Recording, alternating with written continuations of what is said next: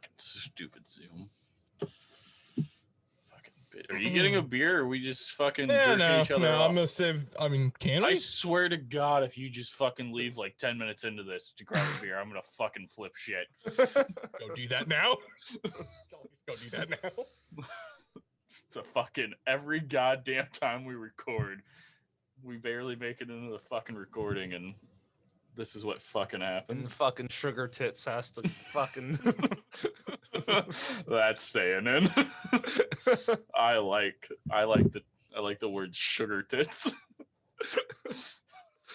Nick Sugar Tits, his last name. Sugar Tits over here trying to get that alky.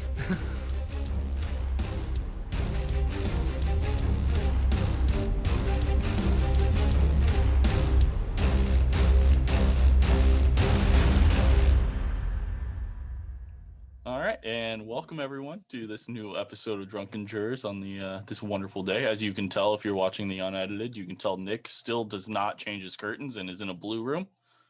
Hi, and I'm wearing a blue shirt. Yeah, you're matching. You're matching the background, yeah. like Alex taught you, right? His name was Alex. Yep. Yeah. Alex. Yeah. Yeah. You know him. You were there. Oh, it was? Was it sober? Nope. No. Okay, that explains it. This explains our one guest on the podcast, that Alex. Yeah. Alex. Yeah, no, I get what you're putting down. He wore like a lime green shirt with a lime green wall behind him. All right. I love how these podcasts just end up with me drinking more and more coffee, like right at the beginning. Whose fault is that? Well, I'm Jeff, so we can get into this. I'm Adam. Now we can continue to do our bullshit. I'm Nick. And we all know Nick just drank a shit ton of coffee, but with alcohol in it. Of course. I'm drinking what I thought was vodka water, but it is actually, I'm pretty sure, just an entire glass of vodka. And I don't like it, but here we are, we're going through it. And I'm going to fucking need it after reading through this for like the fourth time in the past 2 weeks. Awesome. I am drinking the last of my Ritas, my Lime-A-Ritas. Finally getting through them all. I was going to say, didn't you have like 3 12-packs at one point? Yeah. So I just drank a beer stein of cold brew coffee with like a whole thing of mini Bailey's bottle in it. And then I got myself a Kona Big Wave Golden Ale right here. We're throwing it back. We're gonna do this real quick. I don't like how we can watch Nick sway back and forth the entire time now as he shifts weight from knee to knee. Yeah, I got a standing desk and they don't like it. Yeah, Nick, I can't wait for you to be doing that, being stupid, and then you just pop a knee. His entire desk falls on him. His fucking computer shatters into a million pieces. God, it's so true. It's going to happen. I'm going to go to walk away and my headset's just going to... We're going to see his desk topple over in front of us. Nick, for your birthday, you're going to get a life alert. Oh, God. I would like to say, Nick, you kind of look like a Violet Beauregard from Charlie and the Chocolate Factory right now. Let me throw on the glasses so that way the people who are watching can see this. This. Okay, now you look like Fat Ali G. So all right. I'm going to go back to what I said earlier that didn't make it because I wasn't recording yet, but I love how Nick's neck beard highlights a perfect circle around his face. There isn't a single hair from his chin and jawline up on his face. It is all on his neck right now, and it is thicker than I've ever seen it. I feel like, Nick, do you guys... I haven't shaved in since the new year. Did you guys ever watch Ned's Declassified School Survival Guide? Yes, I did. Do you remember the teacher that was bald, but he grew his beard out so long and he curled it around on top of his head? I feel like that's going to be Nick in 20 years. I could do that with my mustache. Like if I just let my mustache grow out, I'll raise you 7. It'll be like four hairs that like grow down to here. The more you point out stuff on your face while you're wearing those glasses, the worse it is for you. Like the headset's really big, the glasses are not. Nothing's working for you. The headset. It's just because it pops out so much while it just nothing's working for you. And I'm sure Adam's just getting antsy with just watching me shift back and forth. I'm like, I feel like I'm on a boat. About it, but... Nick, it looks like you're attempting to be in the Matrix, but I can't wait for you to hear one of the bloopers at the beginning of this episode. I'm probably just gonna put bloopers every like 10 minutes at this point. Just randomly cut to ads that we don't have, but instead it's just blooper reels. At this point, we just call an audible and make this an actual podcast instead of a TD. Maybe I might actually take out a bunch of them and just at the end of the last part of this, like the last like episode of this series, just fucking put all of them at the end of the episode, like after our outro, just like fucking 10 minutes of all the stupid shit that happens. You could just do a blooper episode. We just combine all. We'll talk about it. Maybe it'll be a Patreon thing. I don't know. But are you guys ready to get into what's been haunting my dreams for like 2 weeks now? Because I've reread it over and over, and I haven't even made it halfway through this book yet. Oh, I was hoping it was going to be like terrifying or something. It's not like terrifying, but like God. So basically, to explain this, this lady is quote unquote the worst mother in American history. And she makes Casey Anthony look like, yeah, Casey was definitely fucking Is this fine the with what she did. Texas chick? No. Texas woman? Are you talking about fucking? Is it Andrea? Her husband killed her, didn't he? Are you talking about Andrea Yates? No. The chick who drowned her kids for like because she was schizophrenic and I think so. Didn't her husband kill her? No. Her husband's the one that found all the dead bodies. There was another one whose husband killed her. There was another mother who did that. That shit happened. It's awful. Like that's the worst possible thing that can happen to a person. Also, to go back on the, just to go back on the joke I just made about how she makes Casey Anthony look like what she did was okay. Casey Anthony, yes, was acquitted and found not guilty or whatever. So was OJ. But I am not condoning anything Casey Anthony has done in her life. I'm gonna put that out there. I don't know if she is guilty or innocent, but if she did it, what happened to Kaylee Anthony is not okay. But this bitch is a horrible fucking the worst. Like, I can agree that she is if it wasn't for the fact that World War II took place during the 20th century, she would probably be the worst mother ever in the 20th century. But I don't know exactly what people have done in World War II as mothers. Yeah, that. Yeah, you guys excited to get into our first Make ever an OJ multi-part joke, series? Like, go ahead, fucking wreck him. No. The moment passed for the OJ joke. Is there ever a bad time for an OJ joke? I don't know. Let's find out. Do it. No, I was just saying glove does not. If the glove doesn't fit, don't acquit or whatever. Yeah, it's time. Moments pass. I feel like the only bad time for an OJ joke is when Nick says an OJ joke. Probably. Like there's just so much material that like it's hard to fuck up. But if you do it wrong, like you can make a joke about the Bronco, you can make a joke about the fake mustache and the fake nose. But it's just we'll get into all that if we ever do an OJ episode, which will be another long ass series that we do. So this is gonna be our first multi-part series. We're gonna go through mostly her life, like her early life, and then into her getting married and stuff and having her kids today. But have you guys ever heard of her name's Michelle, but everyone called her Shelly Knotek?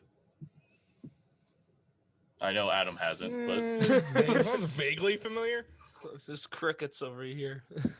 Michelle Knotek was a mother who treated her kids poorly throughout their entire lives and ended up killing multiple people, whether on quote unquote accident or whatnot. But yeah, we'll get into it. You'll learn all about it.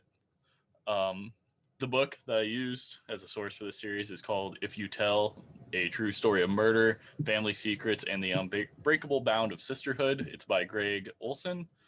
It came out in 2019, so it's actually pretty new. Everything's backed by Stacy's stepmom and her kids. like they talk in it and like gave him all the basically most of the info.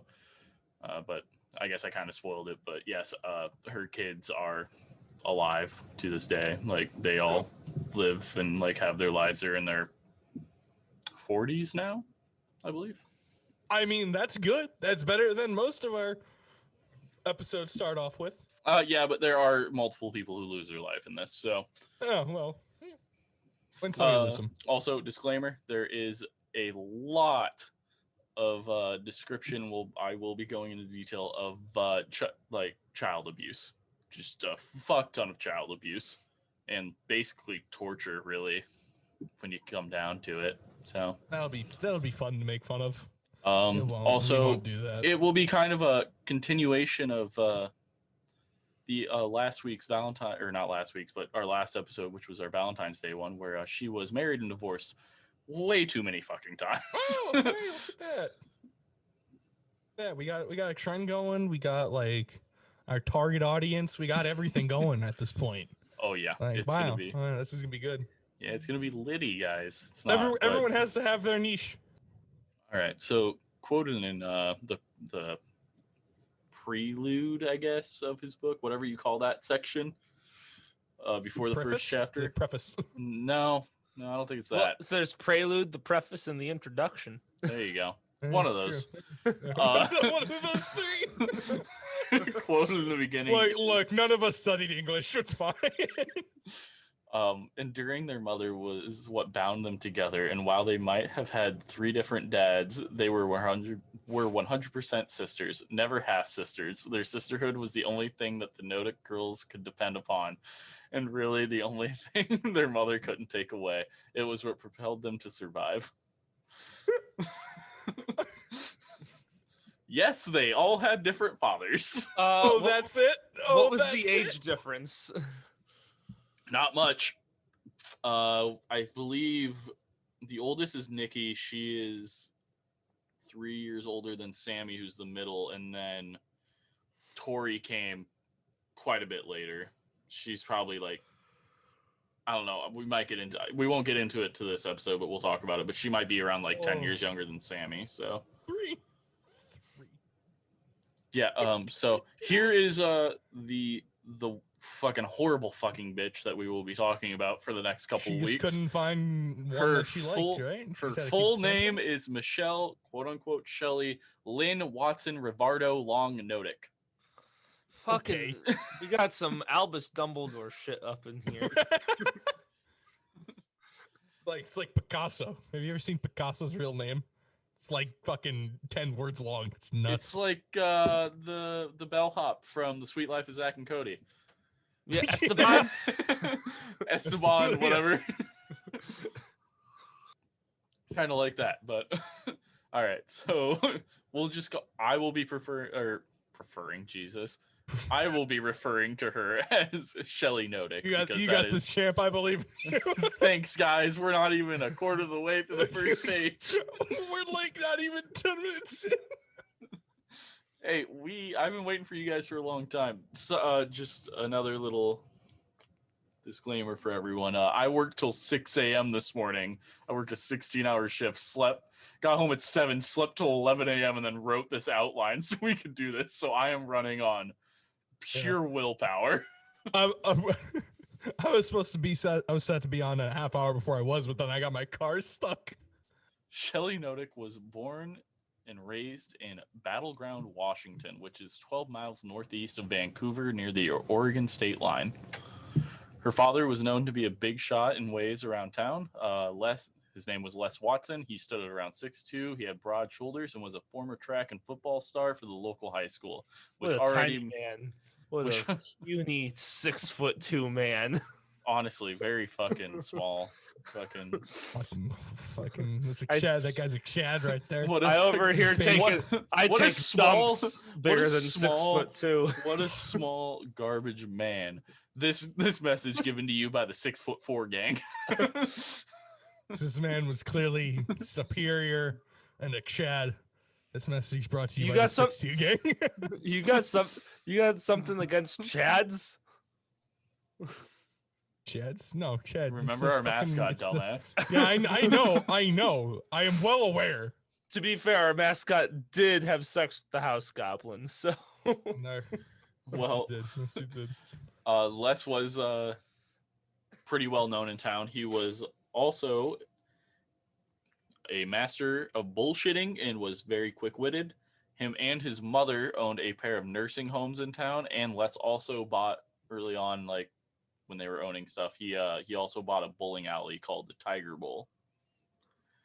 In 1958, a woman named Laura Stalling worked at the bowling alley to save money for college. This is where she met Les, and they would eventually start dating, and then they would get married. Les was 10 years older than Laura, but he lied to her and told her that he was only 4 years older. This is where he's a master of bullshitting comes in. And the more we go into this stuff, the more you guys will realize where A lot Shelley of stuff becomes. makes sense. Yeah, no, like the more you read into, like, you know about this, the more everything she does makes perfect fucking sense. Okay. It's Like, one of not those. in a good, It's like, just- not in like, she's like, oh, I get why she's doing it, but like, oh, she's doing this because of this that happened, and it's like, everyone was garbage. It's one of those episodes where as you go on, just puzzle pieces just start to click. Laura is one of the people that helped with this book. Like, she's quoted in it multiple times. So Wait, is this the mother? she's her. We'll in a couple sentences We'll you'll find out. we'll get there when we get there. Yeah. Got So so he told her he was only 4 years older than her. Laura later stated that she fell hard for him, but quickly found out that he wasn't as great of a guy as she thought he was. After their Well, wedding, his name was Les, so yeah. So after the wedding, Laura answered the phone one day in their home to a woman saying, "When are you coming to get these damn kids?" That woman on the other end of the phone was Sharon Todd Oh. Watson, who was Les's ex-wife. oh.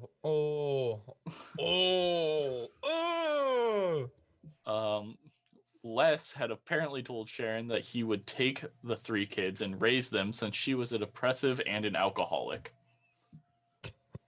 So, not a great mother figure for Shelley in the first place.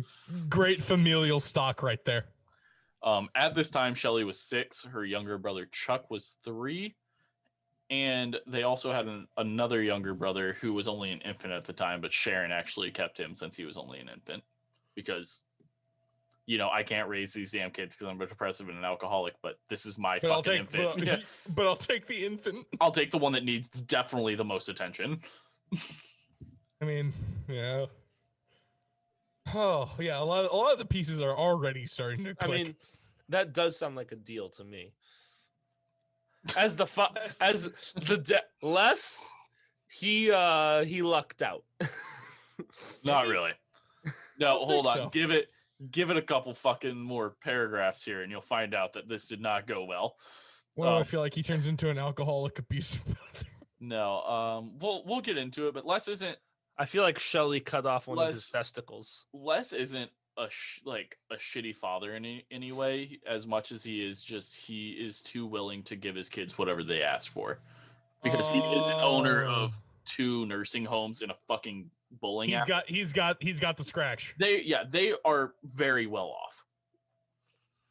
And you said that they're in a suburb of Vancouver? They're 12 miles northeast of Vancouver. They're not. Was really it in a like suburb. is it like a good town or is it like a backwoods? I'm also sorry, I'm shaking the crap out of my camera. The population at 2010 was 17,571. Pretty fucking So decently small. yeah. I mean, this is back in the, let's see here, like back in like the 50s or 60s. Oh, Yeah, so right this around the is- 60s. okay. So it's probably much smaller. It's growing. They had a census back then, right?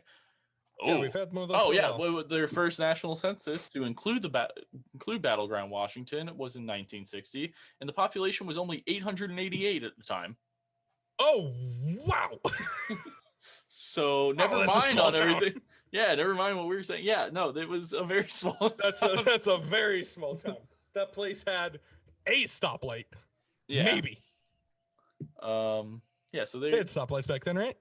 No, I don't know. Let's find out when the I think stoplight was that- invented. they might I have. think so. I think they did. They might. I feel like In the 60s, if the stoplight was invented in like 55, there's no fucking. Jesus, stoplights. Well, I guess this makes sense from the fact a car was made in the early 1900s, but 1914 was when stoplights were invented. Nice. Okay, that's it on that one. All right.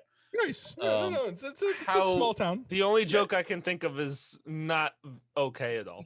Stop. Don't kill your family. I mean, yeah, That's all- so that's all pretty I got. small, but he runs 2 nursing homes in this town and a bowling alley. So How do obviously he you- has wait, to be making. Hold up. How does a town of 800 people have enough old people for 2 nursing homes? Well, it's probably surrounding towns. Like, if hold on, I will fucking screen share this with you guys. Like, so I'm assuming these places also sent their. I had to have, right? I mean, obviously, like that's the only way that would really make sense. And also, like you said, I mean, that was just the census. That doesn't mean anything about like the people moving in or That like is true. I don't think census takers were aggressive back then. maybe they were like really good at like what they were doing. Maybe like they had high reviews. Like I don't fucking know. But yeah, so I mean, obviously they had to be doing pretty fucking well. And they talk about it that they were pretty well off this entire time. And from the things that we'll learn in the next, throughout this episode, they're definitely well off. Also he ends up owning like rental properties and stuff later too. So Yeah. Okay. he's a businessman. He was a big deal. Everyone trusted him with stuff. So after a short amount of time of living with the Watsons, Laura realized that a dynamic was built between Shelley and Chuck. That dynamic was that Chuck never spoke and Shelley talked for him and basically controlled his everyday life. Shelley also told Laura every day that she hated her. And that's not an over-exaggeration. It was literally every single day she reminded her that she hated her. Sup, Mom? Hate your guts. Hey, Mom, go fuck yourself. Yeah. Sup, Ma? Fuck you. I like to think that that's what their entire relationship was. All right, Mom, going to school. Fuck you. You're awful. Oh, thanks for packing the Lunchables. Also, after they got the kids from Sharon, from there on, it just seemed like she never existed. Like she didn't call them on holidays, nothing. Like she got the infant. What did she care? Yes, but then in the spring of the 1967, the Watsons got a call from the LA Sheriff's Police Department, and on the line was a homicide detective who told them that Sharon had been murdered. Someone needed to identify the body and come pick up Paul, who was the infant. Yeah. So they picked up Paul, and Les confirmed the body, obviously, and he learned that she had been living with a Native American, but they were homeless and they were drunks, and that apparently something went wrong, and basically she was just the reason they had to identify the body is because she was beaten to death, but like overkill, beaten to death. Shelley was 13 at the time, and when she was told about what happened to her mother, she didn't have any reaction.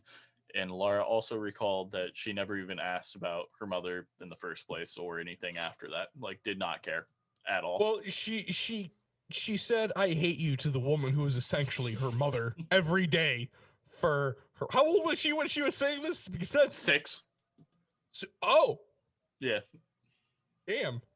Thanks for the applesauce, Ma. Fuck so you. The shitty thing about this is like we'll get into stuff yet again later, but like she has a decent childhood with them. Like we'll get into it here in a second, but like they do stuff for her, like they care for her, like everything. Like they don't do anything to where like you should hate them as parents. Yeah. And in the book, like Greg Olson talks about like how no one really knows where it came from. They're like not sure if maybe like in those first 6 years, like she just saw some of the worst shit ever. Because her mom did live in LA in the 50s and 60s. So ooh, yeah. Not a great place to be from anyone that knows that time period. Ever. Yeah. It's just, But yeah, there are other things that we actually do know that definitely point out why she is the way she is. Shelley was the most difficult of the 3 children. The Watsons were a family that spent time together on the weekends. Like they made sure every weekend was like family time. At this time, the Watsons also had a daughter and son of their own. So they now have 5 kids. But on the weekends throughout the summer, they would go boating. and then in the winter they would go skiing. They would just take weekend trips like almost every weekend because they could. They had, like I said, they're well off. They have the money. It's also the They can fucking go 60s. boating. They It's can also go the camping. 60s and 70s. Like shit was way cheaper. And they live Yeah. in they live in the Northwest. You can do all those things probably within like a fucking 10-mile radius of where you live. No, what's to stop you from going Sasquatch hunting with the fam? You know, it's nice. I don't know. I'd go Sasquatch hunting. Sounds I would also terrifying. be the same dude just screaming in the middle of the night just for the fucking trying to flip people out, like just screaming for no reason. God. But Shelly didn't always want to do these things. She would start fights. She would bitch. She would refuse to go at times. She was the type of person that if she didn't have the idea, then she didn't like doing what was happening. Oh, yes. Laura even recalled that Shelly would make vague and ridiculous excuses to get out of things. So, like, she would just fucking, like, homework, anything. Like, she would just be like, oh, well, this, and then just not do it. Like, any excuse you can think of. As time went on, Shelly started to evolve, and she became dark and vengeful and disliked her siblings a lot. If her siblings got attention instead of her, she would seek revenge on them, and she was very, very brutal about it. Was she the oldest? Yes. Or was she was? Oh gosh. Yeah. She would lie about family members. She would steal money. And she also, at one point, was suspicious of arson on their own household. Little orphan Annie over here. Yeah, fucking horrible stuff. She also, at one point, took pieces of... This is one of her favorite things she did. She would take pieces of glass and then put them in people's shoes to get revenge. Imagine, like, you're about to go to work and you throw on your shoes and you put weight on and you just glass in your foot. And now you're ruined for, like, 2 weeks. What? Did she also murder puppies? No, she actually loves animals. Throughout her life, well, most of the places they end up living, like when she like gets out of the house and like marries people, like most of the places that they live, like they have multiple dogs. At one point, they have horses and like kind of like farm animals, but not a farm. He's on the other side of that coin. Yeah. So one of the big role players in how Shelly would turn out is believed to be Anna Watson, who was Les's mother, aka her grandma. She was a tall, large, strong woman. She weighed in at over 250 pounds. She was like almost 6 feet tall. She was a big fucking woman. Basically, like if I was a woman and a couple inches shorter, like. That's a terrifying thought, honestly. I'm gonna have nightmares from that now. Thank you. To explain how Anna was, her husband George Watson was the exact opposite of her, and he was a kind and sweet man. He was shorter than Anna by at least like 4 or 5 inches, and he did whatever she told him to do. For over 20 years, he slept in an 8x8 shed in the backyard just because Anna didn't want him to sleep in the house. And this, when we get into like the next part, like part 2, this is the exact, like, I guess it's not proven, but like there's no way this isn't the reason that Shelly does what she does to some people. You know, it makes sense if this definitely comes into play in part 2, like a lot. Yeah. But he was like willing, like he loved Anna to death. He was like a very good husband. Like she didn't like beat him or anything, from at least what we know, but like he was just like, all right, I'll sleep in the shed. But also, so back in his time, I mean, like that's probably just a fucking man cave at that point.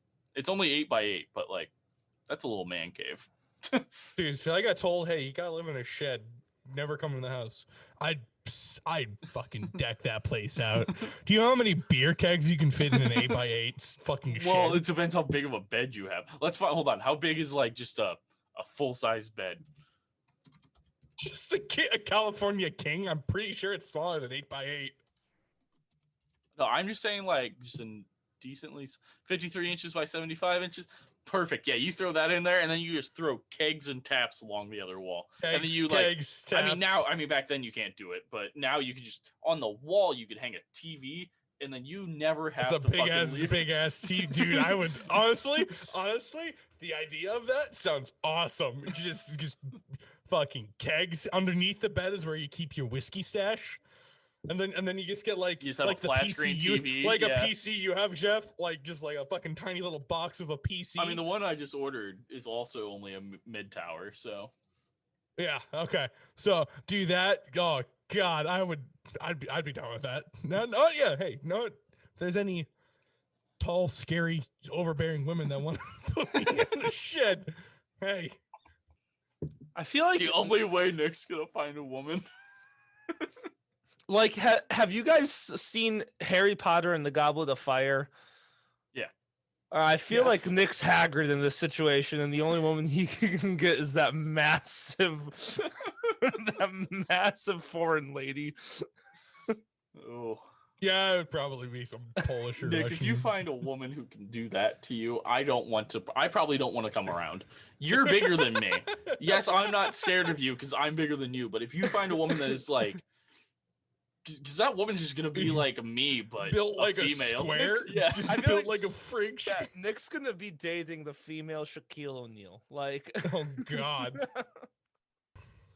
she's gonna gently stroke his face. Hey there, big boy. Oh my God. Joke's on you. I'm into that shit. So, She just goes. She's like, take those clothes off. Just literally rips it in half. I'm only allowed to Nick's wear sitting rip here off like that sweatpants. was no. They're not. Nick's sitting here wearing a Kevlar vest, and she just rips that shit in half. Oh yeah. Oh, don't do that. Ooh. oh no. Imagine Jeff, but double. Like That's what I said. I was Yeah, like, that's it's a good literally point. gonna I should've be left like that my there, well. personality, but even more violent, and a woman. Like, but Yeah. like size and shape just Oh doubled. my Just everything. The beard is double the length. It's Just can shotgun a beer quicker than Jeff. I don't know By if that's the- possible.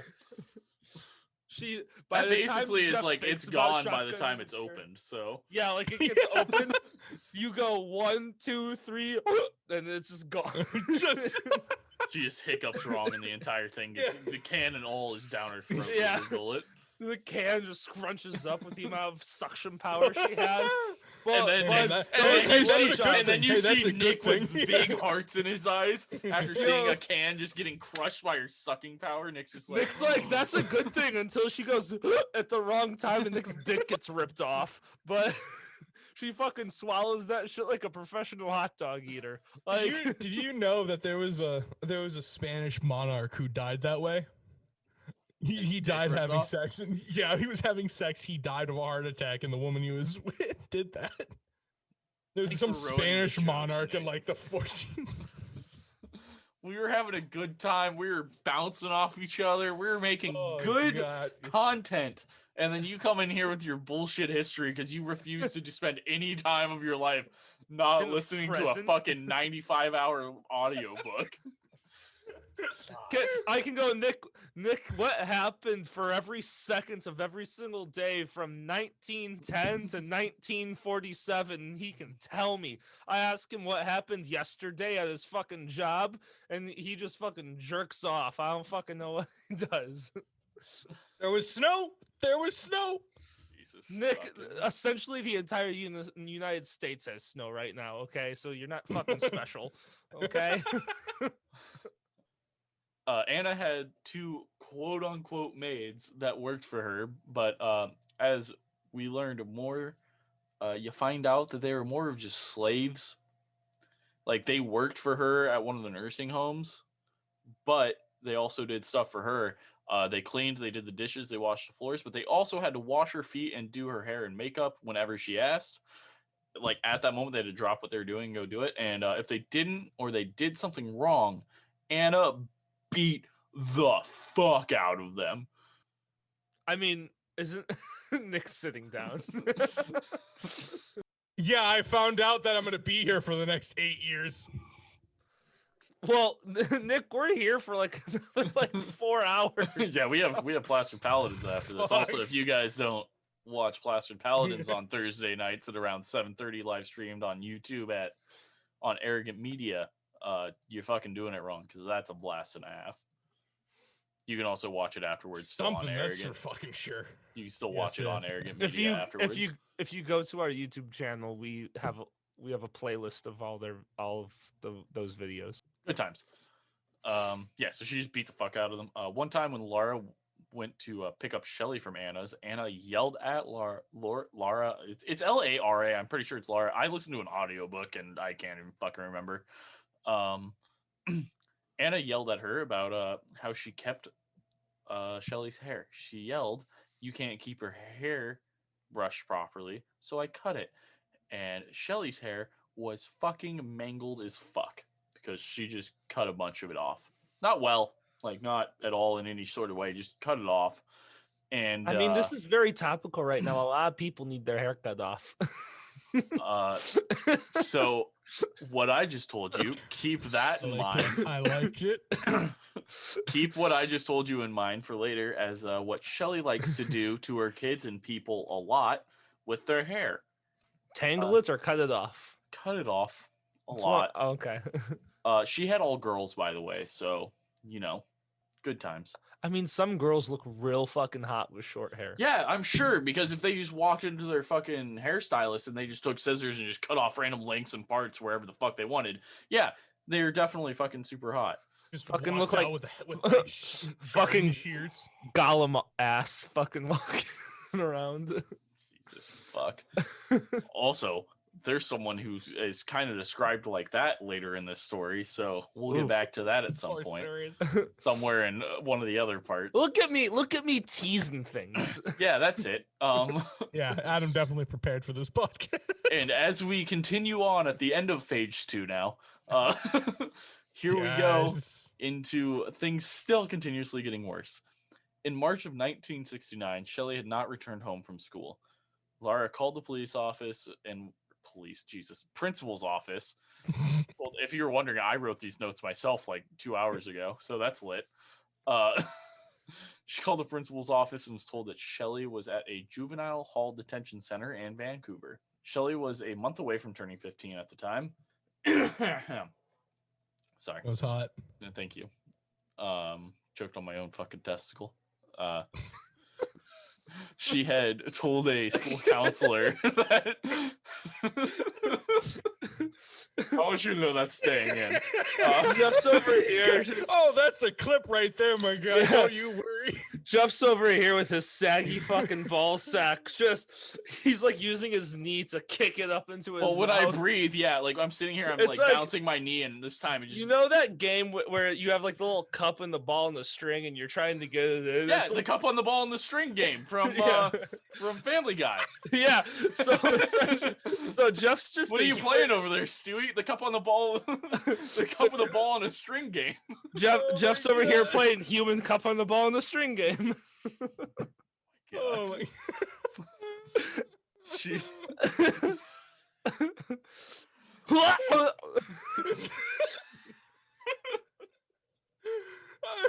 I'm crying. Shelley had told a school counselor that something had been happening at home.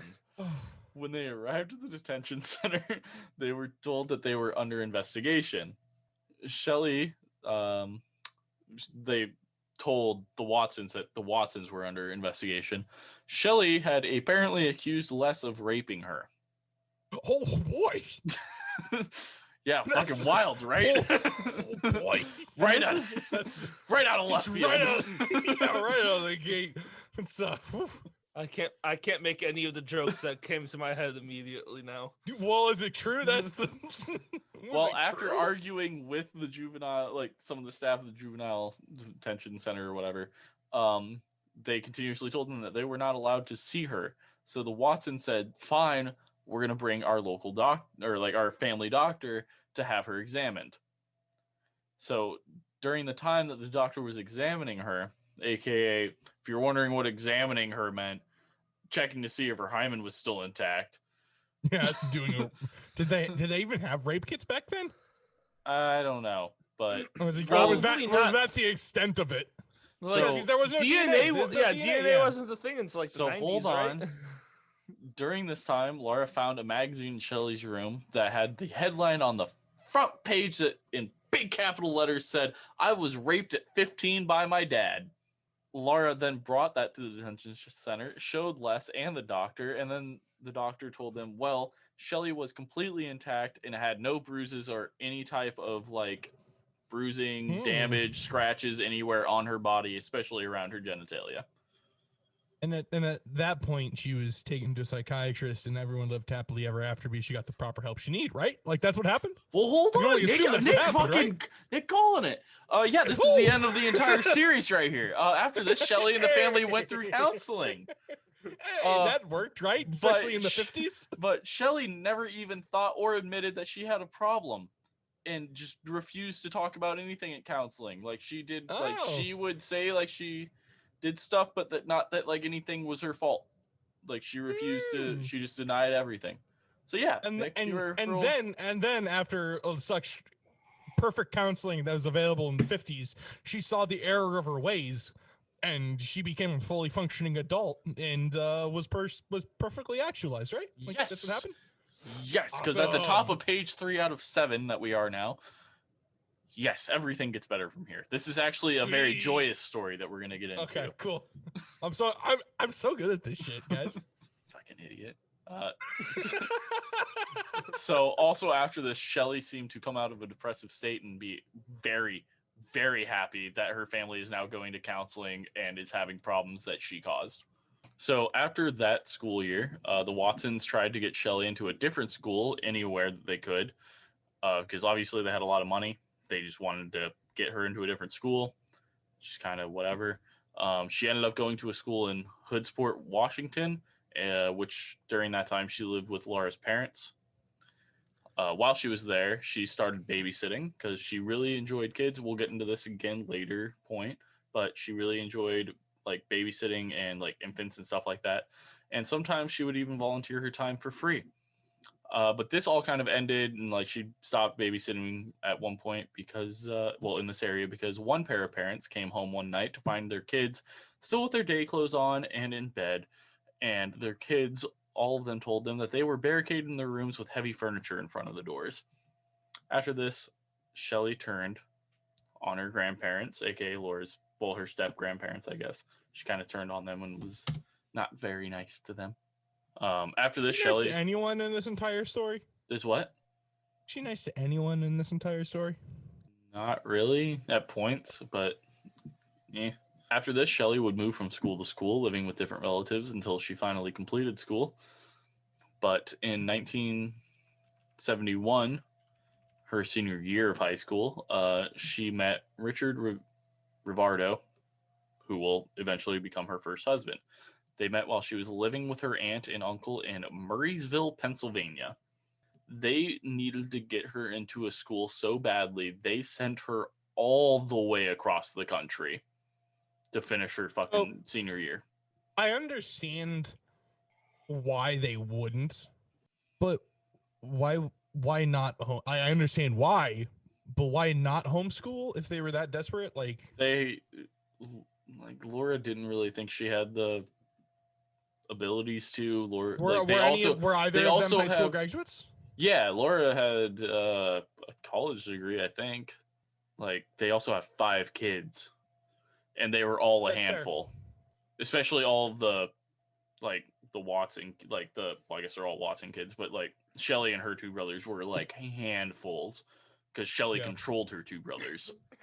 Oh, yeah, so Richard and her started dating during her senior year. After her graduation both their graduations in 1972, Shelley returned to Washington and Randy stayed back to save up money for college. Shelley became a nurse for her father at one of the nursing homes. Later in that summer, though, Shelley called Randy telling him that her dad had a job for him because she missed him. That her dad had a job for him. She told him that he would be doing maintenance work and that her father would let him live in an apartment rent-free because, yet again, he owned rental property.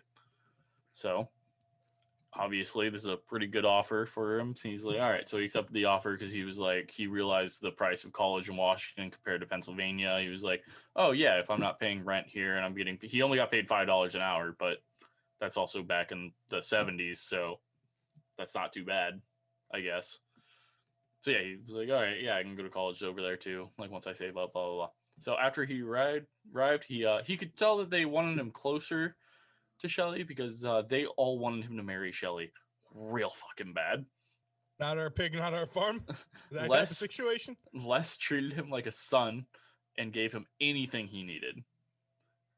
Randy recalled that Les seemed almost too eager to hand Shelley off to him.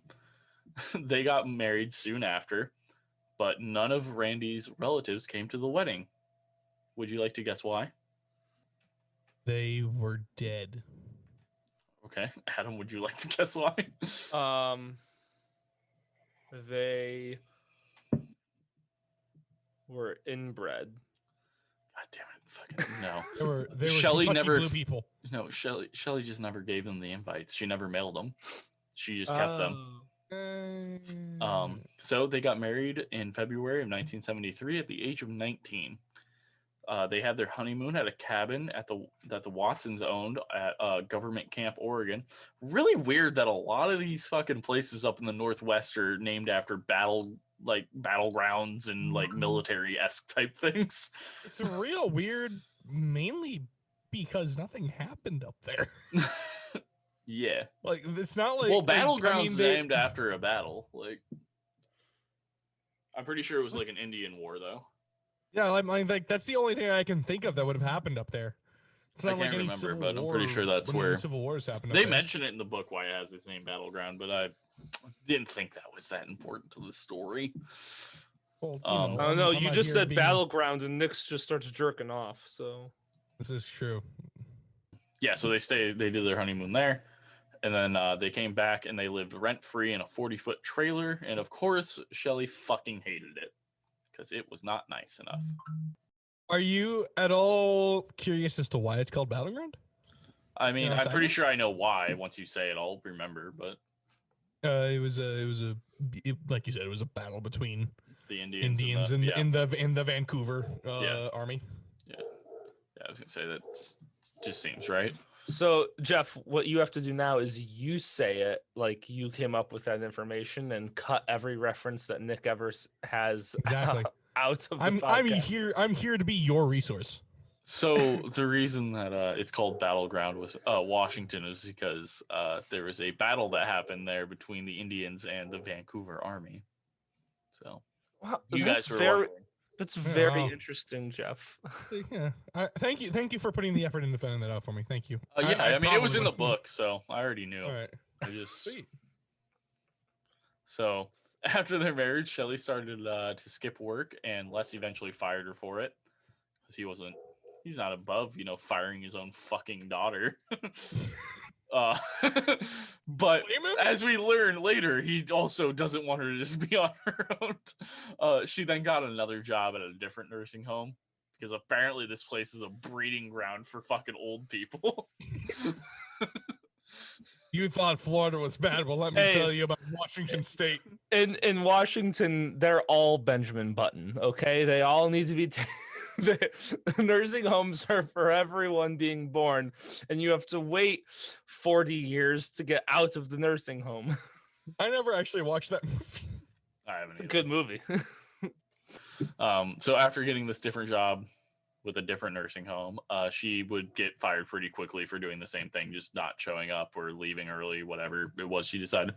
This is where she started doing what she basically does for the rest of her life that we will hear about all the time through the rest of the story, which is sit on the couch and watch TV or read a book. My question is why the second nursing home didn't call her references. Buddy, this is the 1970s. You think they had resumes? You basically got a job and worked there for your entire life. You weren't like moving around to climb up. Like you were working, and almost every job was good enough for you to probably live off of. And if it wasn't, I know this job, I'm gonna stick with it. Like it's just kind of how it went back then. Ambition wasn't invented until 1975. Nick, that still doesn't work. This is 1973. Like this doesn't. Ambition wasn't invented until 1985. Along with Stacy's mom. He does have it going on. She does, yes. It'd be better if it was Jesse's girl, but God fucking damn it. After this one day, Randy came home and found Shelly with a bloody face. Oh God. She stated that a man came in and attacked her and stole his rifle. Why do I feel like that's a lot of shit? Hold on. I have a theory on this. She was trying to play human a cup with a ball and a string game with her own with her period. Clitoris? Like what? Yeah. She was on her period and she was trying to throw that shit up into her mouth. Just Don't like, you? I want No, you I'm to. gonna- I want you to never fucking speak again. I'm gonna hit you with the spiciest hot take. I think I know what happened. I'm gonna hit you with a hot take of what I think happened. Hey, are I'm you gonna gonna hit us say with the I hot bel- take of what you think I- happened? I believe her. I think she's telling the truth. Perfect. So the police showed up and they told Randy that the wounds had been self-inflicted and that there was no intruder, but they wouldn't press charges. Well, Nick, you were close. I think I was closer. I was closer. Nick, you've been right a lot. You can't be right on all, this entire Yeah, story this is so true. far. You missed one. Big. I got the self-inflicted part right. I can't wait for my next smart ass comment to be 100% accurate. So she had actually done this to say that the trailer wasn't safe and that they needed to move into a cute house in the town. Of course, a cute house. A cute house. Mark that on the police report. Cute house. A thing. I believe that's a legal term actually in that area of the United States. A thing that like happens later. Like we probably won't talk about it, but Shelly always kept her house in like really nice condition. That was a huge thing for her. Is like they never had visitors, but she wanted the house to look like perfect all the time. So that's actually a classic sign of someone who has zero control of their actual life and demands some type of control. Yeah, That's actually we'll it's see. a common thing. We'll see how that gets better.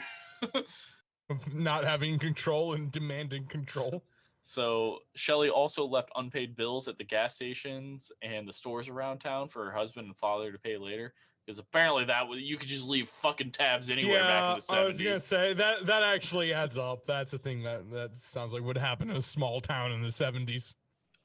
Shelly announced in the summer of 1974 that she was pregnant. Randy's parents then decided, after finding this out, that they wanted to come and visit to celebrate him having his first child. Very normal thing, like parent, like kind of like a baby shower type of a thing. Like they live on the other side of the country. Like why not bring the entire family, have like a baby shower type of a thing, right? I'm sure this she is awesome. treated his parents with respect. Yes. Humility, right? The entire time that they were there, Shelly locked herself in the bedroom and never saw anyone. She really wanted them to have the full clean house experience. Yeah. Of not seeing the trash in the house. But Shelly got even more mad that Randy still decided to have a good time with his family anyways. Fucking cunt. What a fucking cunt. After I hate this bitch. you want to talk about a fucking I don't really know the definition, I guess, but like the definition of a gaslighting bitch. This is probably you're not wrong. This is gaslighting. All of this is gaslighting. This is the proper use of the word. So Shelly then got rid of all of their baby gifts after they left and even destroyed the gifts that they brought for Randy himself. So Randy's granddad was known for like this special family like marshmallow candy recipe that he had. And everyone loved it. It was great. Randy hasn't seen his granddad in probably what fucking time did he move down here? It was in 2 years. So he probably didn't really have this or anything. So his granddad brought an entire like thing of it for him. Shelly put salt because it's a white fucking. I'm assuming it's like a marshmallowy, like a kind of like Peeps. I'm assuming it's like a marshmallowy thing with like sugar on it. So she just put salt over all of it.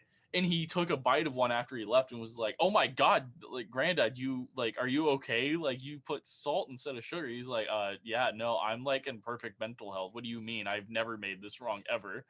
And then, found out that Shelly had, fucking destroyed it. So I just want just a disclaimer. I'm going to get progressively angrier and angrier if this keeps going, because this is the exact type of person that I genuinely hate with a flaming passion. I mean, welcome to everyone, dude. Like, you're gonna need to Never mind. But you guys know. But God, this is the exact person I hate. A lot of people hate these people. Almost everyone. Nick, So I'm just gonna start putting salt everywhere in your house, like on everything, in everything, on top It'll of, keep- underneath of. That's fine. It'll keep the demons up. No, that's called brick dust. That's that what? I don't fucking know. Brick dust. It's a New Orleans That is- voodoo thing. Is that like Bricko? Bricko. Bricko. Bricko. So in 1975, Nikki was born, their first child, and she looked a lot like Shelly. Shelly had big dreams for her baby girl and loved her to death, from what people said. But instead of raising her baby herself, she wanted it to be cared for at her parents' house, which is understandable because she, like, this I understand. It's her first time becoming a mother. She just had the baby and she's like scared that she's going to fuck it up. She's like, I think you guys should help me raise it and that she should live with you guys because, like, you guys have done that. You've raised 5 kids. Like, I think you guys should help me raise my first child. You raised me perfectly. Speaking of raising children, Technically, everything that they did, like, I can't really blame. Honestly, nothing what that they did do was great. Because Laura stays through this throughout the entire thing, like this entire book, and she talked like there's short chapters where like she talks about certain things at that time, and Laura never did, from what I can tell, anything wrong that would cause anything that, like, she was like more confused on how the fuck this happened. So here's my idea of kind of what happened is that they were loving parent. She probably early on needed a little bit more discipline than what she got and what the parents were willing to provide. And honestly, like, what went wrong was the split home. The split home is the first step that went wrong. And that's just not something that you can really fix. I think you're partially right, except for the fact that I think she never had like a strong father figure. Because obviously when she lived with her mom, her mom was separated from her dad. And then when she comes to live with her dad, Lara's the one that basically raises her because at this point, Les is running the 2 nursing homes and the bowling alley. So he's not home as much except for on the weekends. He's busy being a homemaker. And that will also come into play later this will also come into play later with Shelley's last husband, where he's never really home, but when he is, he's not a good factor. I'm not saying Les was a bad factor when he was home, but we'll get to it eventually. Yeah, it's one of those kind of unfortunate things where they did what they could, but unless they fixed something in the very beginning, there was no real way to course correct. Shelley was fucked when they got her, basically, from the sounds of it. Like, she was just screwed. How old was she when she was 6? She was 6? And the oldest. She was probably taking care of her fucking brother at that point. That's enough time for things to, like, her childhood to be imprinted. Well, if you go back and listen to our Slender Man episode with the 2... I think it was, I can't remember it actually, but I think they were 12 at the time that stabbed their best friend. You can influence a child very early on and, like, ruin things. Even though if you go and listen to it, their parents didn't do anything wrong. Like, just they got influenced by an outside source early on, supposedly. But hell, our cannibal guy. Yeah. Armin Means. There's just a bunch of stuff that when it comes to this, a parent leaving early on just can ruin everything. It really can. So some thoughts of this was because she was worried that she might mess up raising her baby. Understandable. But after 3 months, Randy snapped and they returned to their own house after living with Laura and Les for a while because, Shelly was scared. Laura would still every day go to their house, though, because she didn't trust Shelly with the baby on her own. Randy and Shelly's marriage got worse, and Shelly would end up going to the point of basically what Anna did. She locked Randy out of the house at night every night. He would then sleep in his car, and Shelly would only talk to him and only really wanted his paychecks. Like, that's like the only time she would talk to him. Shelly even complained to Les and lied to him, and to the point to where Les just gave Randy's checks straight to Shelly. So after this, Randy just left his wife and daughter, and no one really blamed him for it, which I also don't. Oh god. At that point, so I've been very open about this on the podcast. And when I mean everything. hold on, I mean when I say he left, like he went back to his parents, like oh, with he his just family. moved back to Pennsylvania. He went back to Pennsylvania. Have you I guys? don't blame the guy. Yeah, have you guys seen Queen's Gambit? Yes. No. I watched the first 2 episodes. I need to finish it, but like it's a very similar situation where the main character's biological mom was a psychopath, and the dad kept trying to be a part of their lives, and she was just being such a bitch that he was like, "Do you want what do you want from me?" And she was like, "To leave." And he was like, "Are you absolutely sure?" And then he just walked away and never, like, he just completely left.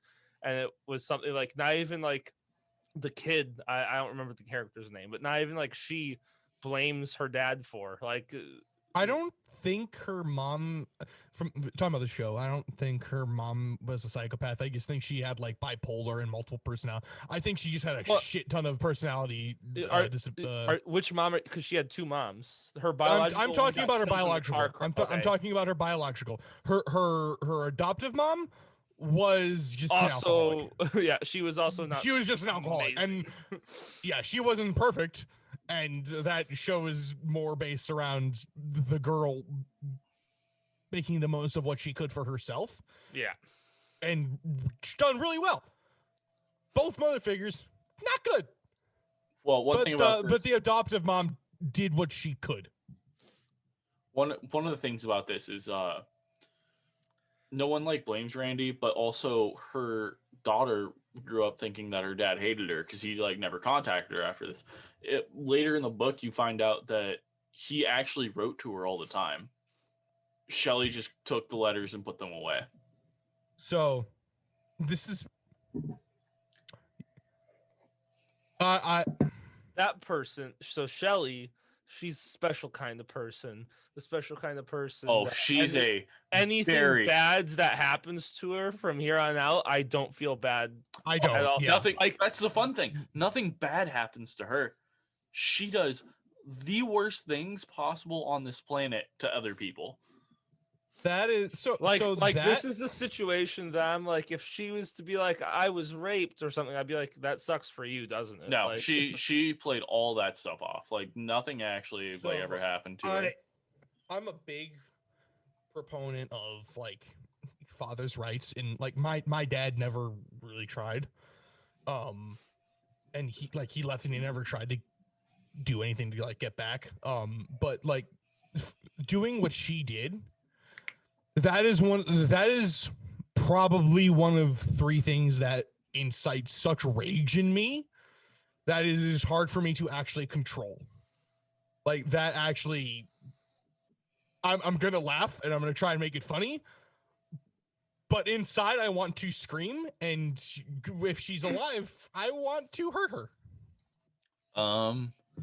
I'm like 95% sure. Yeah, she's still alive. Oh, fantastic! So my dreams go can find come true. her. Yeah, I mean, it wouldn't be hard. She's in a fucking prison. because I know personally how important it is to have a father figure, because I didn't have one. So I know how important it is and how necessary it is, because who knows how different I would be. Jeff and I are your father figures. Yeah, she's terrifying. She's 66 years old right now. But also, fuck you. I would be a great father. Fuck you. Also, go clean my shit. I mean, okay, wash my truck. So as a father, my truck does need a fucking cleaning though. I'm just gonna start wearing adult diapers for no reason to make you wipe my ass, Nick. No. I already sold Nick to Butcher for that. Fuck, you're right. Shit, you're not wrong. You're not wrong. And I'm pretty sure his kids accepted the offer. So at this, because we've been on a tangent, after Randy left, and no one blamed him for it, Shelley got mad and started to buy more stuff and put him into more debt to get back at him.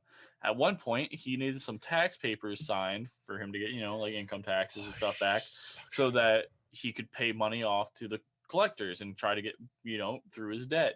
Shelley forged his signature by having some other random dude sign it and cashed it for herself. Oh, I'm upset. Then yeah. hold on. Let me make you madder. Then after this, Shelley left her daughter, Nikki, with her parents, Laura and Les, and disappeared for a year before returning to grab her daughter and go back to normal day-to-day life. An entire year. Just gone. No one could contact her, nothing. She didn't write nothing. And then came back, grabbed her daughter, acted like nothing happened. No one knows where she went or what she did. After some time, after she had returned, Shelley met Danny Long, and they would move into a house together that Anna owned, aka Shelley's grandma, the other horrible woman, that Anna owned, and she had kept it to give to her favorite grandchild, which was very much easily Shelley. Yeah, because bitch knows a bitch. They then got married on June 2nd of 1978, and in August of 1978, Samantha was... Hold on, I think I meant 79. Hold on, this might be wrong. Okay, no, it might have been that she was pregnant during it. So yeah, August 1978, Samantha was born. Even though Danny was a good father, him and Shelley fought all the time because he did not let her walk all over him. So after 5 years of this, Shelley got divorced from Danny because she was annoyed with him because she couldn't walk all over him.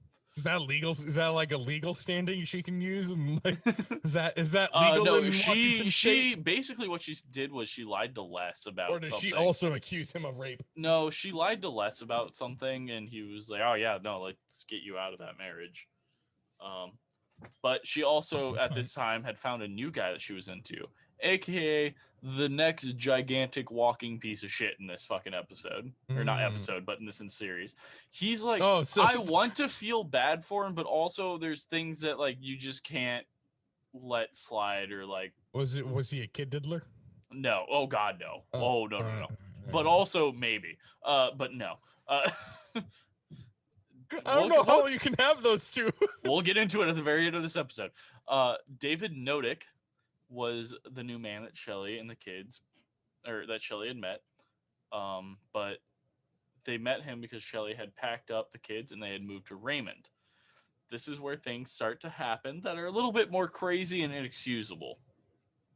Nikki remembers not long after they moved to Raymond, she remembered, to this day, she talks about it, and she's not 100% sure, but I think I'm 100% sure on it. So she remembers a time just before they moved when she woke up unable to breathe because there was a pillow pressed over her face. And as she screamed for her mother, she appeared out of nowhere to comfort her and tell her everything was going to be okay, and she convinced her that it was just a bad dream. But she was so young that she literally cannot tell if it was her mother or if maybe she actually had a bad dream. Because the thing that we'll learn about Shelley is she can show compassion for her children at times.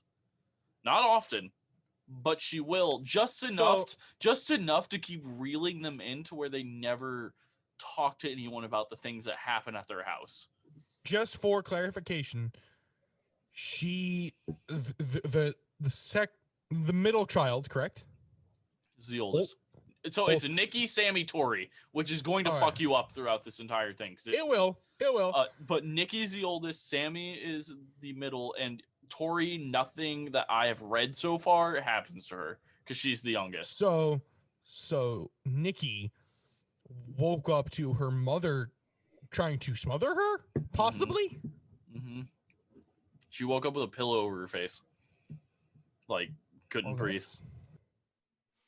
Sounds like cuddling to me. So Dave was a man. On you, I'm into that shit. Yeah.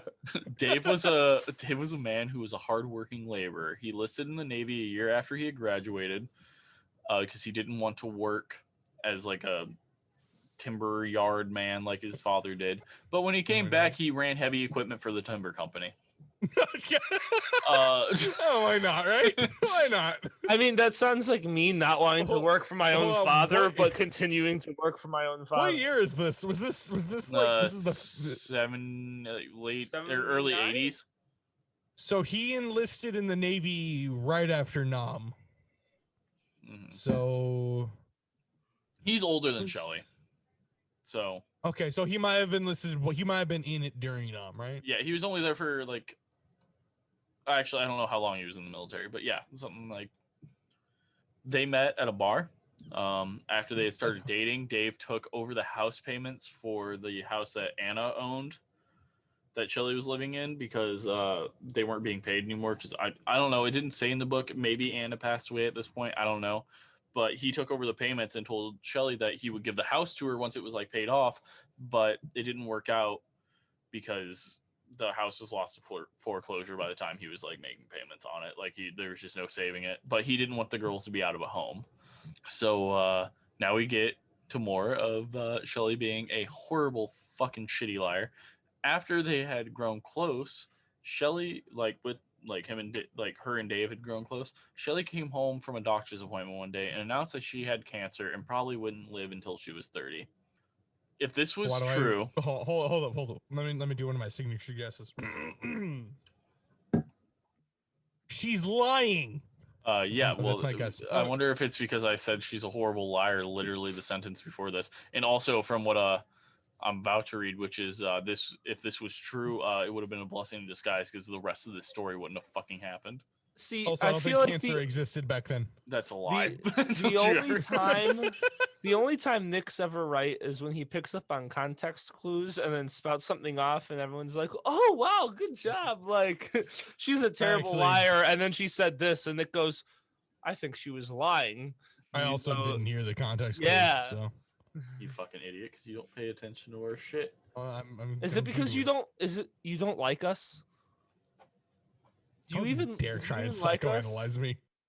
So after this, Dave didn't want the girls to be left alone, so they all moved into a house in Raymond in the Riverview neighborhood on December 28th, 1987. Dave and Shelley got married. One of the witnesses was Kathy Loreno, who was Shelley's hairdresser and best friend, who, spoiler, I'll just give it to you now, ends up becoming the first victim of Shelley. Fantastic. In a horribly gruesome way. Why do I feel like she's a big fan of torture? Basically. She commits a war crime against her at one point. Forced castration? No. Think a little bit harder. Chemical weapons? No. Biological weapons? Think of torture devices. Ooh, electric. No. Involves water. Oh, waterboarding. Woo. Yeah. That, according to the CIA, that's not torture. Also, according to the CIA, 2 bullets to the back of the head is suicide. yeah. There's a lot of things about that we could deal with that at a different time. That's a whole separate podcast that we don't know will ever come out. Just a little bit of a spoiler. Yeah, Kathy Loreno is Shelley's first victim of murder out of the 3 that technically 2 of them are pinned to her, but if she kills someone during waterboarding, she's horrible at waterboarding. She didn't. Also, Shelley made sure she wasn't the one that did a lot of things, and something we'll get into at a later point. She's a manipulative. Oh, 100%. Yes, I got it. Okay. At one point, after they had gotten married, Nikki recalled seeing Dave with a shotgun in the suicide position, like out on the front porch, because Shelley consistently belittled him about how he was not making enough money for her to be a stay-at-home mom or helping enough around the house. This man, we will learn a reason that he's not home a lot is at this time he's working at this timber yard, but after a while of Shelley telling him that he's not supporting them enough, he ends up working 5 hours away at a construction site on an island to build up an island, basically. He works 6 days a week, or not 6 days. He works 5 days a week, 5 hours away, 16-hour days, just to come home, not to sleep, to help her with the kids. Which might explain why Dave does certain things later that we'll get into. God, I never thought I would be able to hate someone so much that I've never met. Another spoiler alert: Dave is in prison also. So, fantastic! Sorry, was in prison. This happened in the 90s. He's paroled. At least he didn't commit a homicide, I'm guessing. But it was more of like we'll get into it. It's whatever. We'll I get don't want to into it. spoil I'm too gonna- much in the first episode. Dave, but Dave never struck Shelly or got violent with her. He was very like complacent man. Dave enjoyed also the reason he never hit her or anything was because Dave enjoyed surfing, so he would just to cool off he would just leave and go out on the water. Props to that man. After a couple of years in the Riverview house, it burnt down. Don't know why. Who knows? But this caused them. Yes, we probably all assume it's Shelly, but it just said it burned down in the book. No one ever accused anyone of anything. This caused them to move to the Louderback house, which remember when I tell you certain houses because they're going to start getting more and more important because worse and worse shit happens at each house.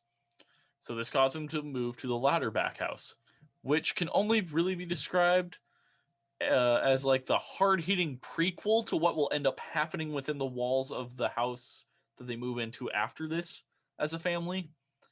It's just like a wonderful, and by wonderful I mean literally a horrible setup. Shelly was known, this is where the beatings start happening, by the way. Shelly would use almost anything as a weapon. She would use spatulas, fishing poles, appliance cords, appliance cords, a frying pan. Yeah, she would use them to beat the girls for things that she would use them to beat the girls for things that she perceived that they had done wrong. Damn, that's cray. So, Adam, just so you know, that would be a clip if it wasn't such a horrible moment. Yeah. So basically, the kids would get punished for things that they literally didn't even do. Like she just was like, "I think you did this," and then beat them. These punishments would be for small or big problems, and she would always find ways to make the punishments more brutal. We will learn this throughout the entire time before she's arrested. That she basically just sits on the couch all day. And I'm pretty sure she's watching TV, but I'm pretty sure in her head, she's just thinking of things that would get her, that would go against the Geneva Convention. Like, I think that's the only thing going through her head because she does some horrible shit.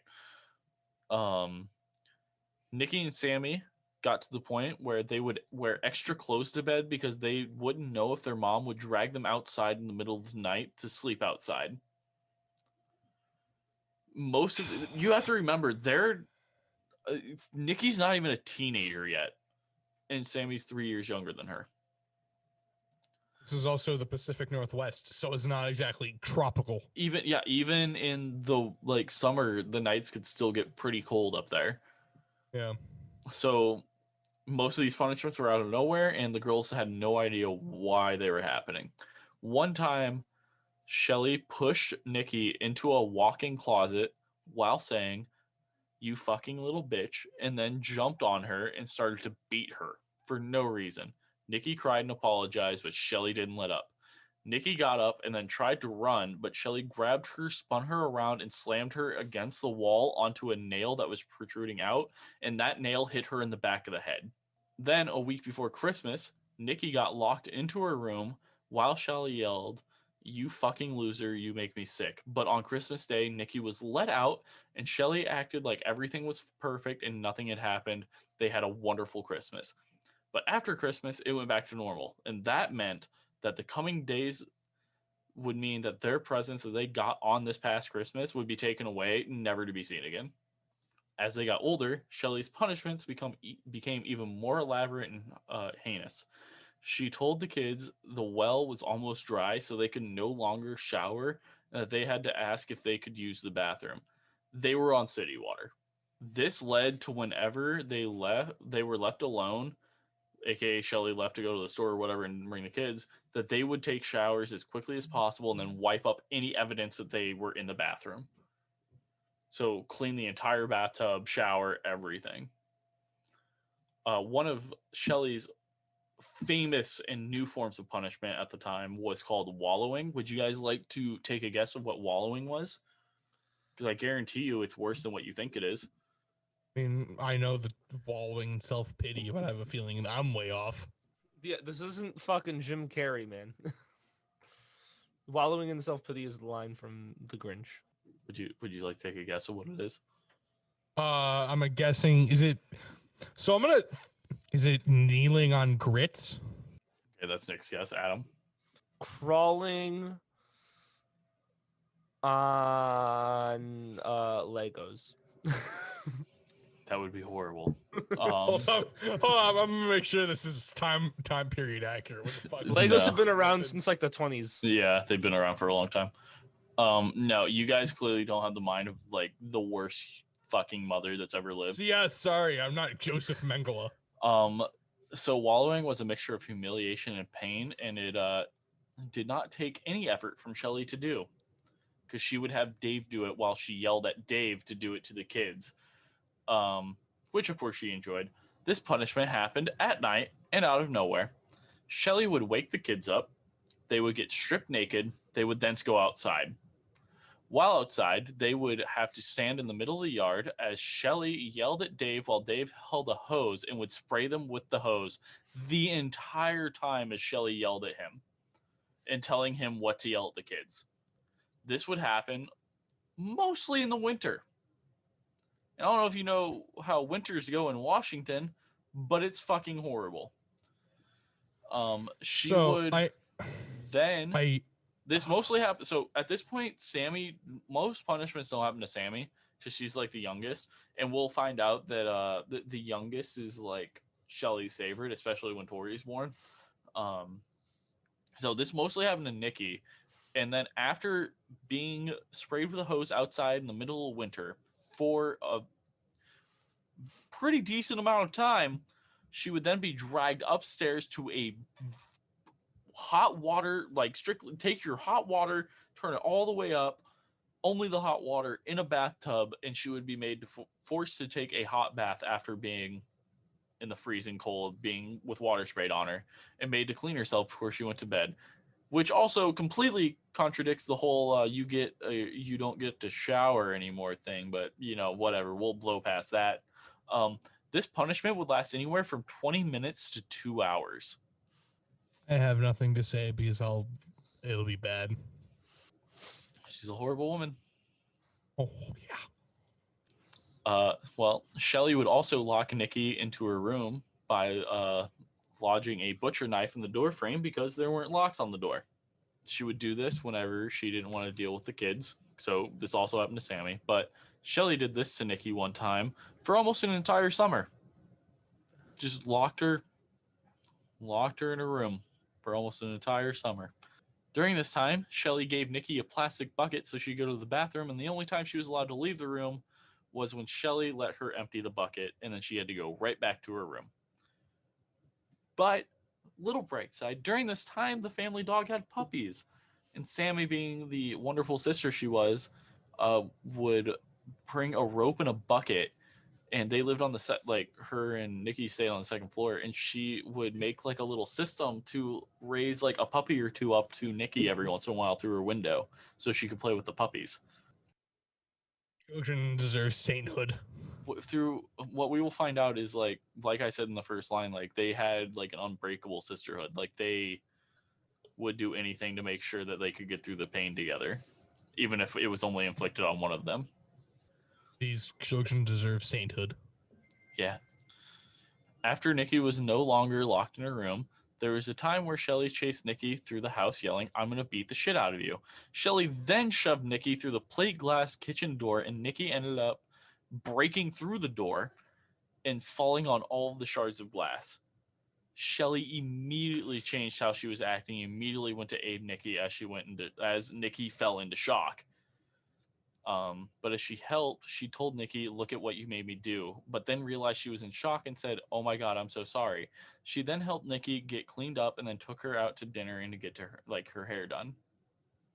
So as you can tell, Shelley is a person who wants to inflict major pain, but she doesn't want you to die. She wants you to be like a voodoo doll. Like that she can just continuously inflict pain on, but nothing ever happens. After this, soon Shelley's nephew Shane Watson came to live with him. Shane was born in June 1975, and he was Paul's son, so the youngest of the three that were Sharon. He was the infant of Sharon. He was Paul's son, but he came to live with him because Paul had been in and out of jail the entire time, and like his Shane's mom just like wasn't fucking around basically. So Shelley offered to take him in. So in the middle of 1988, Shane moved in with the Knoteks. And at this time, Nikki was 14, Sammy was 10, and that made Shane 13. Shane was only a couple months younger than Nikki. Shelley went, got Social Security for him, and set up a nice bedroom in the basement of the house for Shane. After this, he referred to Shelley and Dave as mom and dad because this is the closest thing he's had to real parents because his dad was always in and out of jail and his mom wasn't ever around. But shortly after this, Shelley gave Shane an extremely long list of chores to do that never got any shorter. When Shane didn't accomplish things on the list in time, things from his bedroom started to disappear. Started off by ending up with no blankets, no pillow, no bed. He was forced to just sleep on the floor of the basement. And then after this, he would lose his every other week shower privileges because, their well was running dry. So he just never got to shower. And he was only given one set of clothes for school. That God, that kid smelled so bad. Yeah, he was. Poor son of a bitch. Of course, he was made fun of for it because he was the smelly new kid. Poor kid. God, that.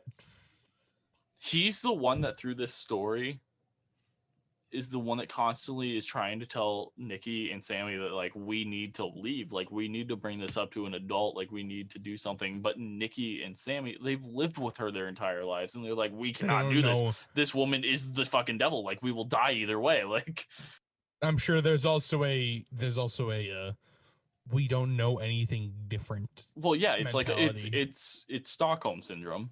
Yeah. Like so after a couple months, Laura came to visit because she wanted to see her nephew. Like this is her step nephew, basically, if you want to get into technical terms. But yeah, Laura loved all these children like to death, like they were her own. So she showed up and she wanted to see Shane's room. So Shelley followed her closely right behind her as she walked downstairs. Laura immediately noticed a strong diesel scent that made it almost impossible to breathe downstairs.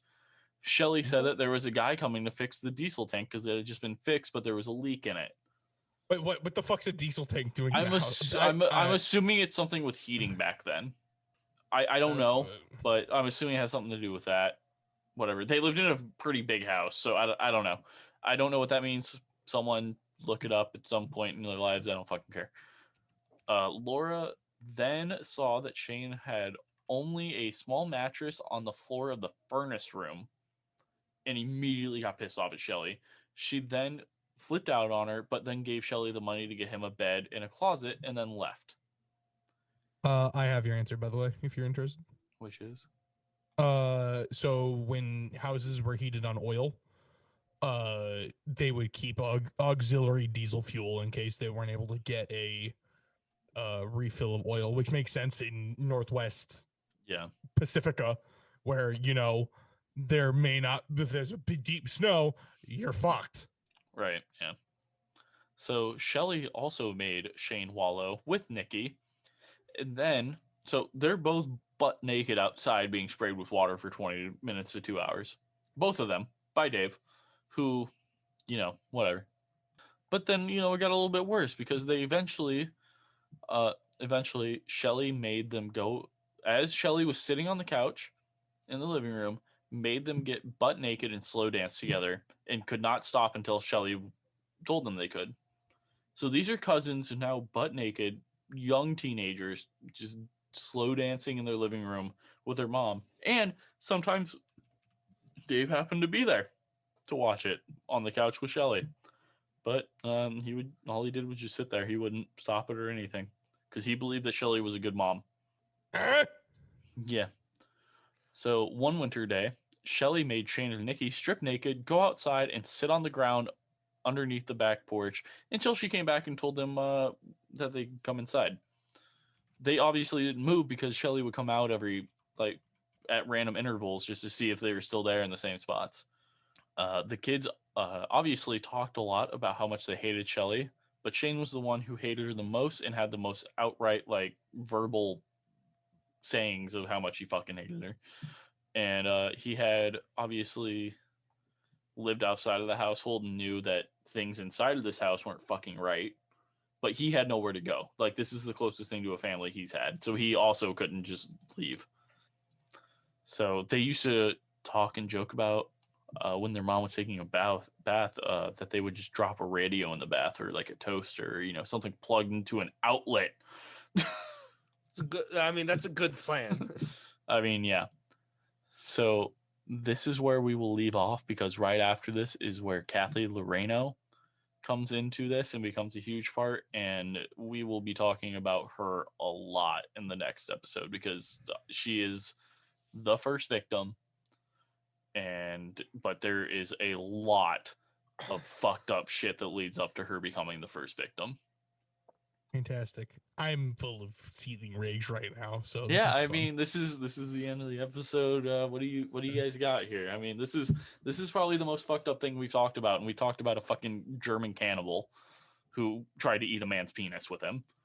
And this might not be visually or like verbally as hard to talk about, but this also angers me the most because this is a mother with kids that no one did anything about, and it's like, and I can't blame the kids for that. They're kids. This is their fucking parent. Like, you don't know any better. Like, you don't know how to handle this. Like, you also think that if your parents get taken away from you, like, you're fucked. Like, you're also just gonna get into a worse spot probably. Especially back then. Yeah, foster systems. Well, even today, fucking foster systems aren't good. I mean, they're way better than they were then. So that is true. I mean, yes, granted, not a high bar. Yeah. It's like the starting prelims of the fucking Olympic high jump. Like, everyone passes it. I mean, nowadays you could become Shazam. So yeah, that's not a bad movie. I remember seeing that on Class Monday. That wasn't bad. I haven't seen it since. I don't know if it was actually. I can't wait to watch that one. I liked it. Yeah, I liked it a lot. I mean, I've heard it's one of the better ones. Yeah, because it's technically DC, isn't it? Yeah, so it's canon. Nick, we'll talk after this. We don't need to talk about that. Yeah, no, good, because I have to pee. Give me your feelings here so we can get into our outro to get into part 2 in 2 weeks. I can't wait. Is our last episode, like, we should do a follow-up as once we finish all of this, interviewing Shelly. No, I no, you don't want me to. You don't. Yeah, no, you don't want I me won't to talk that. to her. No, I think we should talk to her and say whatever you want to say. I don't think that's not how that's gonna work. She's in prison. Yeah, that's not how that works. That's not. Yeah.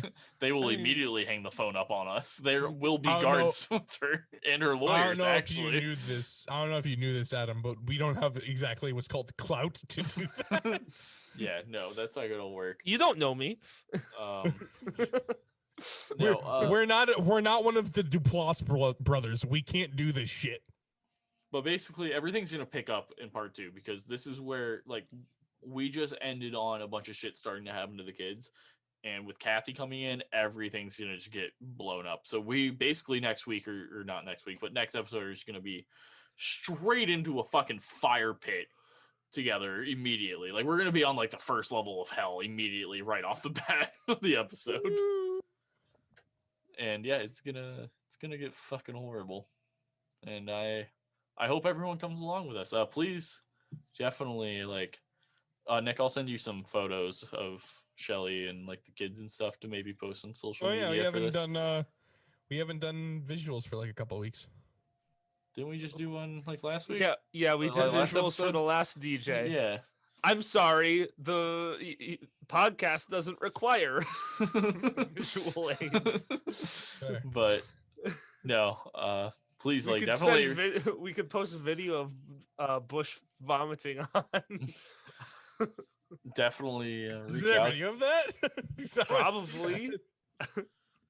Definitely reach out and let us know stuff that you want to tell us on social medias. We would love to interact with you, aka you will probably talk to Nick as our first line of defense. So then Adam and I will probably be there not too long after because we'll be like, fuck that guy.